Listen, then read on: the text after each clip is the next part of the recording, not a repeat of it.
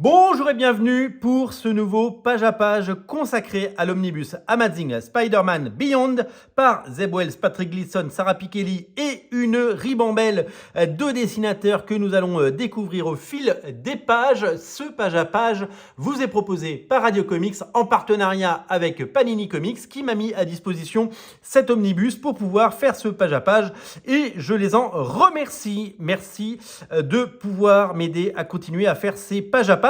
Surtout que cet omnibus fait partie des omnibus que j'attendais le plus au mois de mars. J'avais très envie de l'avoir, j'avais très envie de le lire et j'avais découvert une partie de ces épisodes puisque j'étais pas allé jusqu'au bout en version originale. Je les avais achetés notamment grâce aux couvertures d'Arthur Adams, comme vous pouvez le voir, magnifique couverture. Nous découvrirons au fil des pages, les couvertures sublimes de cet artiste de légende qui nous a régalé pendant 2 longues semaines. À l'époque de Amazing Spider-Man Beyond, il sortait 3 numéros de Amazing Spider-Man par mois. Ça est sorti à un rythme effréné. Éditorialement, ça a dû être une sacrée prise de tête de la part des éditeurs chez Marvel. Et le but était de conclure une phase avant d'en ouvrir une autre. En effet, vous avez certainement lu les épisodes de la série principale Amazing Spider-Man en version française qui est sortie en 100% et puis qui est sortie évidemment en soft cover avant. La période d'avant, c'est celle de Nick Spencer et Ryan Otley avec plein d'autres dessinateurs, notamment Patrick Gleason qui était déjà présent.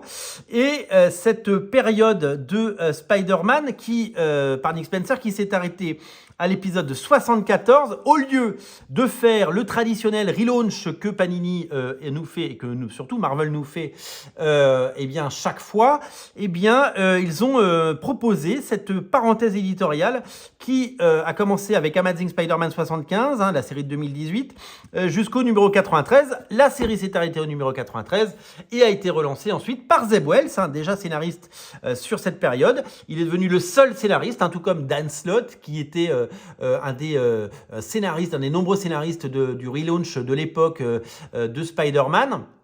Il était parmi d'autres pendant longtemps et puis après il est devenu au fil du temps le seul scénariste. Zeb Wells, c'est exactement la même chose qui s'est passé. Et donc après, il y a un nouveau numéro 1 après cet omnibus et la nouvelle série, c'est celle que vous découvrez actuellement dans le softcover Marvel Comics qui va bientôt avoir droit à son propre softcover Spider-Man avec le crossover Gang of War, je crois, ça s'appelle un truc comme ça, dessiné notamment par John Romita Jr. et Ian McGuinness. Alors, on va se focaliser sur cet omnibus et cette période. Donc, avant, vous avez les épisodes de Nick Spencer. Après, vous avez les épisodes de Zeb Wells. C'est la série régulière Spider-Man. C'est paru dans la série principale et ce sont donc des épisodes absolument essentiels pour ceux qui veulent évidemment tout lire de Spider-Man. J'ai tendance à le dire, j'aime bien cette formule, c'est un omnibus à taille humaine. On n'est pas sur un omnibus de 1000 pages ou de 1300 pages, on est sur un omnibus raisonnable, sur un omnibus de qualité, sur un omnibus qui nous propose de découvrir l'équivalent d'un très gros deluxe, d'un double deluxe, je dirais.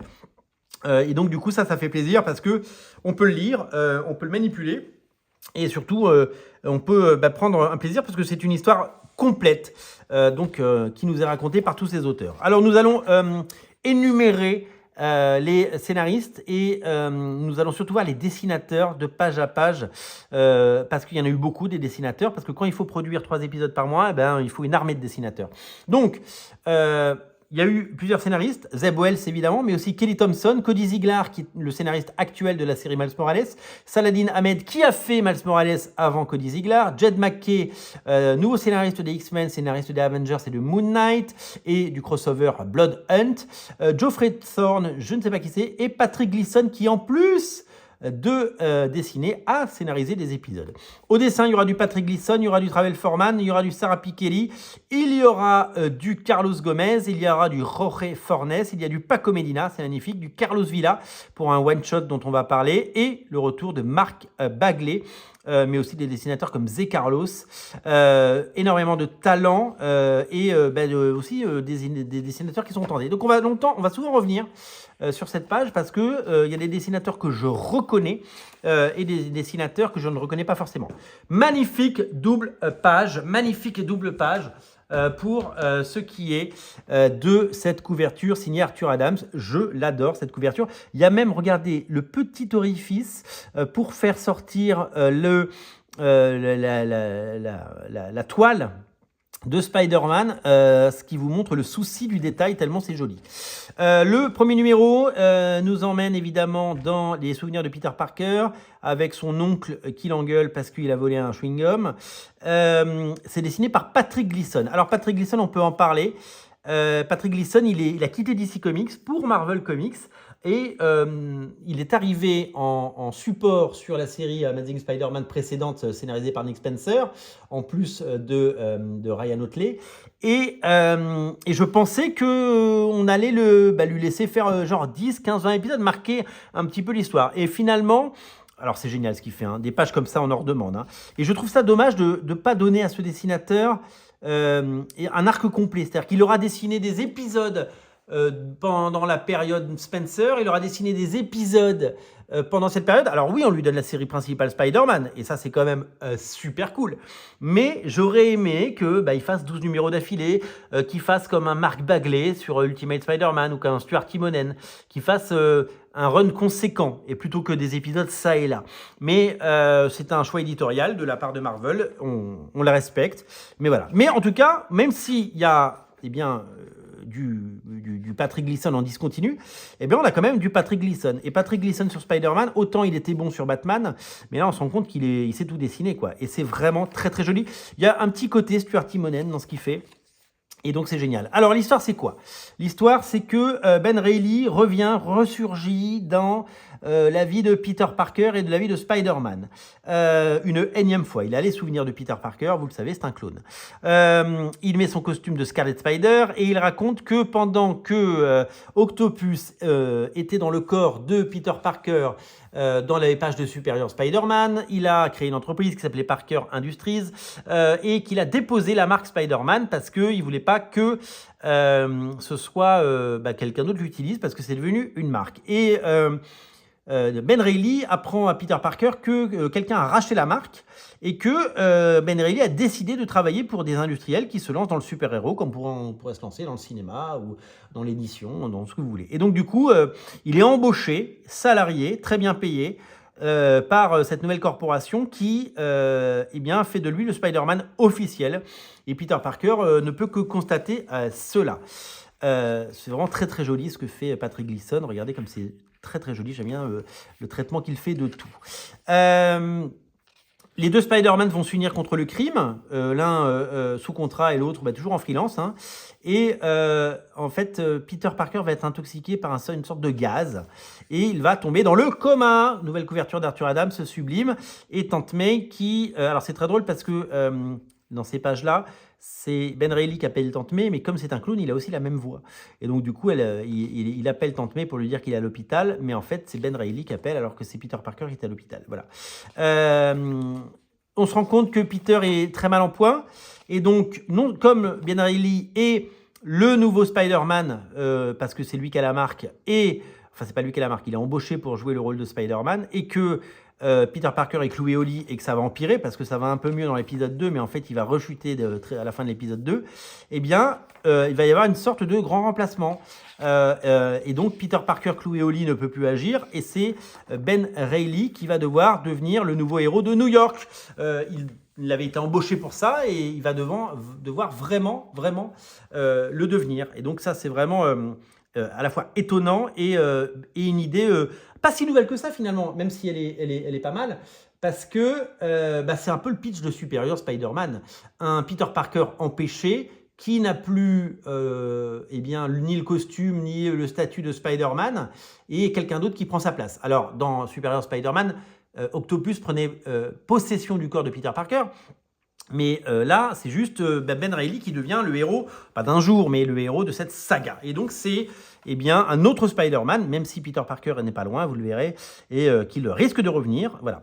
Après ces deux premiers numéros, nous avons le one-shot, c'était le Free Comic Book Day de 2021, couverture de Patrick Gleason et dessin de Patrick Gleason. C'était le teaser de l'époque pour nous prouver, nous montrer. Le costume est un peu différent parce que l'araignée n'est pas au milieu, mais elle est sur le cœur, et donc c'est très drôle. Et là, nous sommes sur Amazing Spider-Man 74. C'était une backup story mettant en scène le personnage de Janine qu'on a vu dans le premier épisode. Ben Reilly vient la chercher à la sortie de prison. Ça devient son love interest et un peu son assistante, on dirait. Voilà. Donc ça, c'était un peu un épisode c'était une backup story qui met en scène notamment Misty Knight, qui va avoir un rôle très important dans la saga. Épisode 77, donc. Après, on a eu le 75, 76, 77. Épisode 77 avec le chat qui vient dire bonjour. Couverture de Arthur Adams. Et bien entendu, un changement de dessinateur. Un premier changement de dessinateur. Puisque on va aller voir qui c'est. Parce que je ne reconnais pas tout le monde du premier coup d'œil. Épisode 77. C'est Sarah Pikeli. Ah, Sarah Pikeli qui revient. Alors, Sarah Pikeli, elle a fait plein de Spider-Man, puisqu'elle a créé Miles Morales. Elle a fait Ultimate Spider-Man pendant un petit bout de temps. Elle a fait la série de J.J. Abrams et son fils, Henry Abrams. Donc, son destin est lié évidemment à Spider-Man. Alors, c'est très élégant, c'est très joli, c'est très crayonné. Puisqu'on a l'impression que les couleurs sont posées directement sur les crayons. Moi, je dois vous avouer que le changement de style de Sarah Pikeli, qui est une évolution, c'est mon propre goût. Je ne juge absolument pas, parce que je trouve qu'il y a des choses très jolies et très chouettes.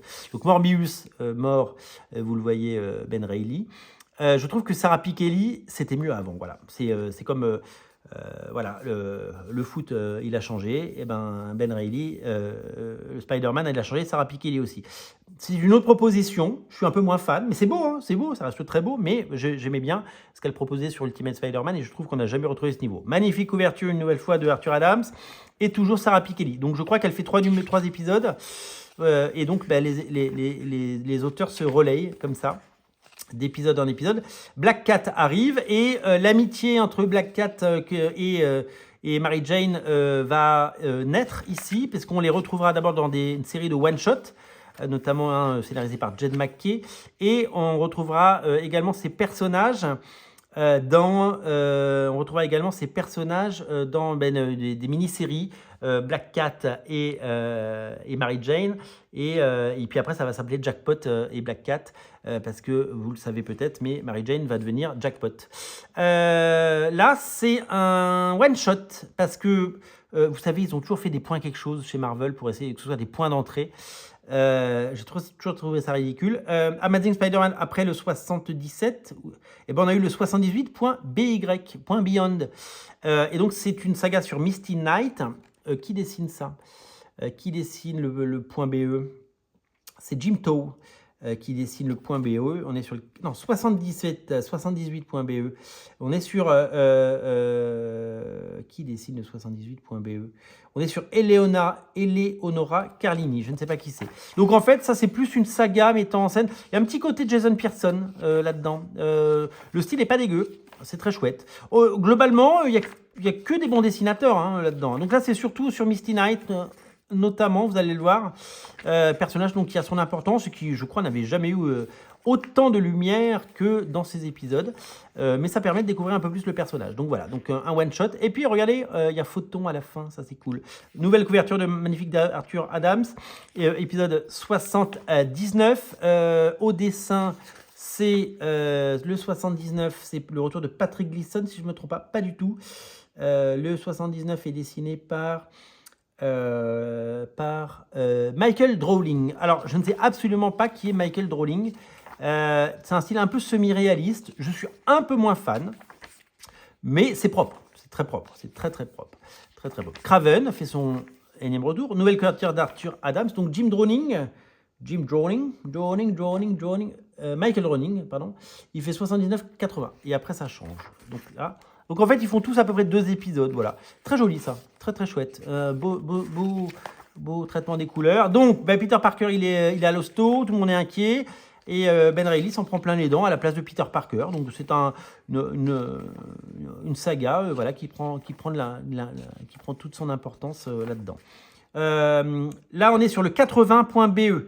Donc voilà, donc c'est ce que je vous disais, c'est que il y a plein d'épisodes .be et là donc c'est toujours là c'est Ivan Fiorelli qui dessine, couverture de Mark Bagley. Donc en fait c'est des one shots qui rajoutent et donc là c'est une interaction entre Tante May et le Docteur Octopus. Souvenez-vous que dans les années 70 ou 80, ils ont été mariés.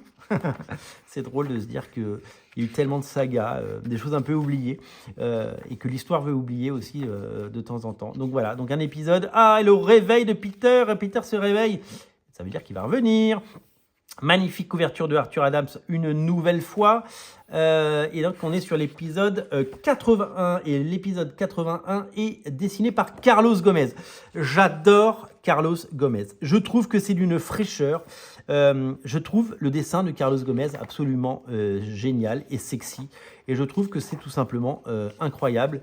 Voilà. Et là, en fait, c'est du très très bon Spider-Man, parce qu'on est vraiment sur des très bons auteurs, ça swing, et voilà, ça c'est une des plus belles couvertures d'Arthur Adams, elle est magnifique, l'épisode 82 qui quant à lui est dessiné par épisode 82, Jorge Fornes. Alors c'est un style totalement différent, Jorge Fornes, c'est très ligne claire, c'est très Michael Red, c'est très des dessinateurs comme Marcos Martin, vous savez, ces dessinateurs magnifiques qui ont travaillé sur Daredevil, époque Mark Waid, Chris Samney, et puis bien sûr, j'oublie son nom, celui qui avait lancé la série qui était absolument géniale, Paolo Rivera. Voilà, j'étais en train de me dire, mais comment je vais me souvenir de son nom? Et je me suis souvenu que c'était mon cousin espagnol, Paolo Rivera.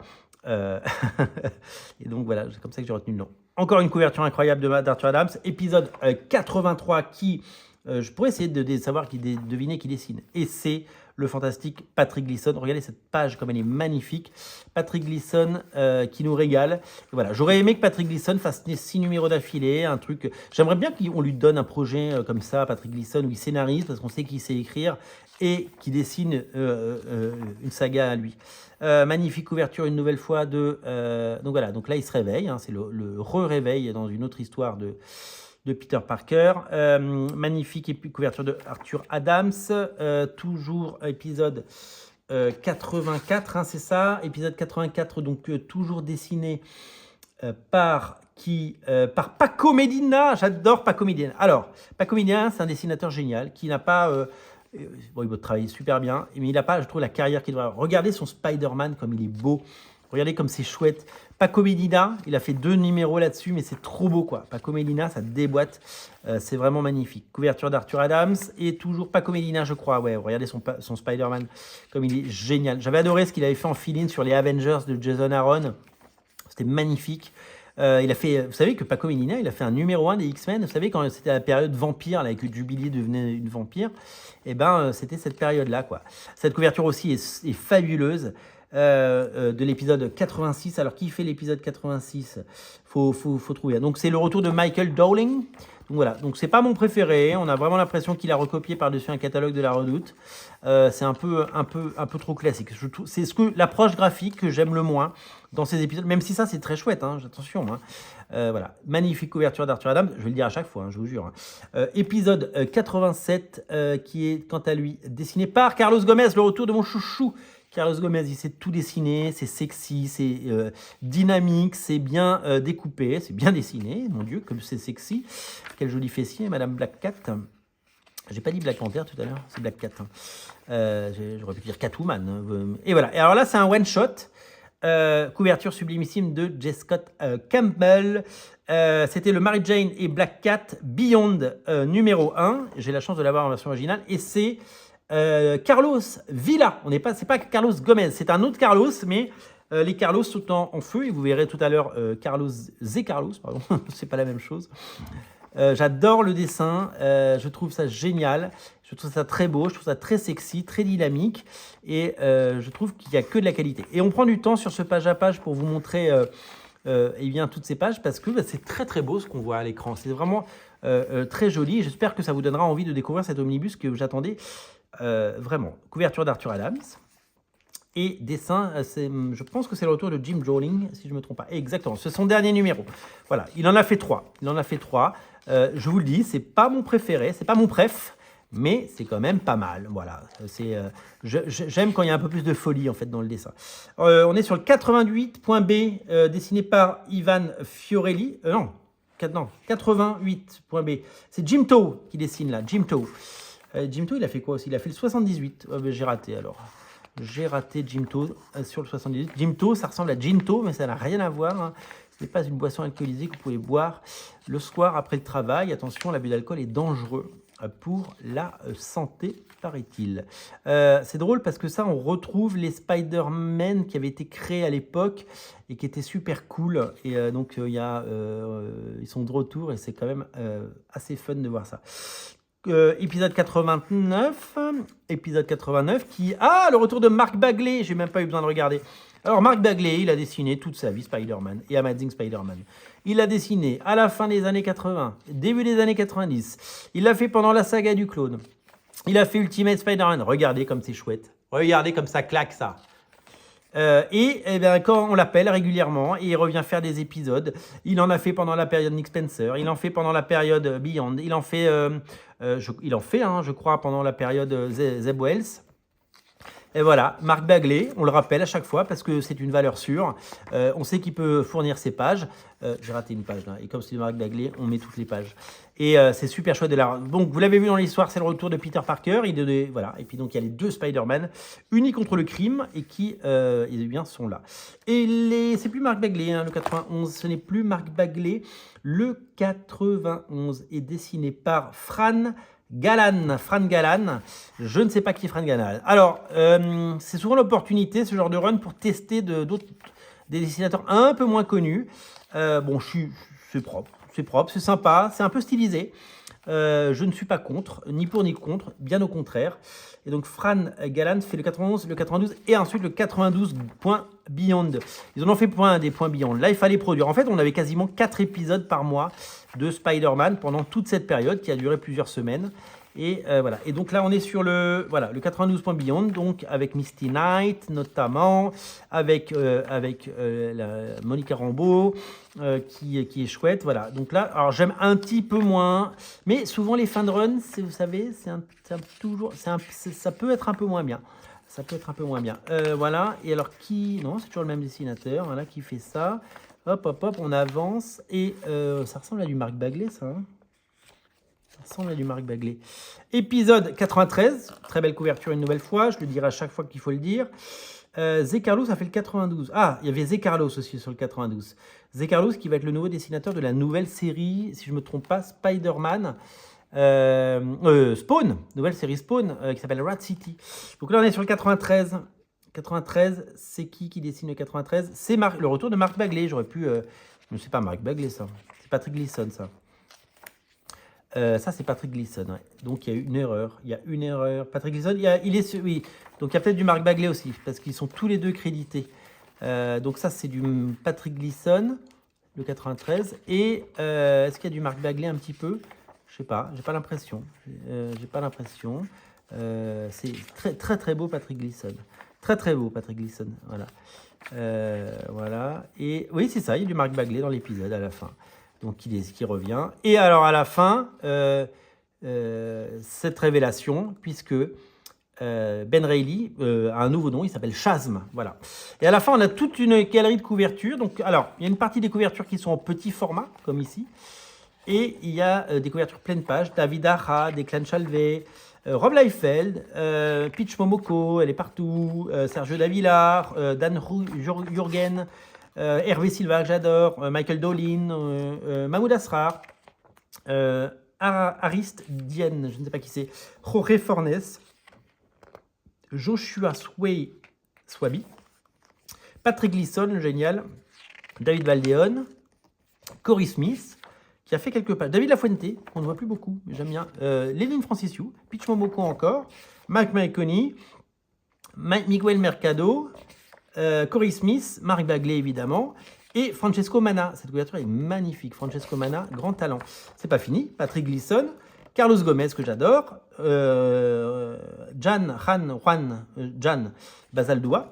Et puis plein de petites couvertures, Pitch Momoko, CF Villa, Humberto Ramos, ça c'est la couverture variante sur le site de Panini, Phil Jiménez, Adam Hughes, waouh, Patrick Gleason toujours, Roger Antonio qui est très bon, Humberto Ramos, le fantastique, Sarah Pikeli, Pitch Momoko, Patrick Gleason, Geraldo Sandoval que j'adore aussi, Marc Bagley, Chris Brunner, et voilà. Voilà pour cet omnibus qui pour moi est incontournable. C'était le plus attendu et je n'ai pas été déçu. Énormément de talents réunis dans un magnifique ouvrage disponible dès aujourd'hui partout où il se vend des comics. Réservez-lui le meilleur accueil. Je suis sûr qu'il va cartonner cet omnibus. Je le sais, je le sens. Merci d'avoir regardé. Je vous dis à bientôt.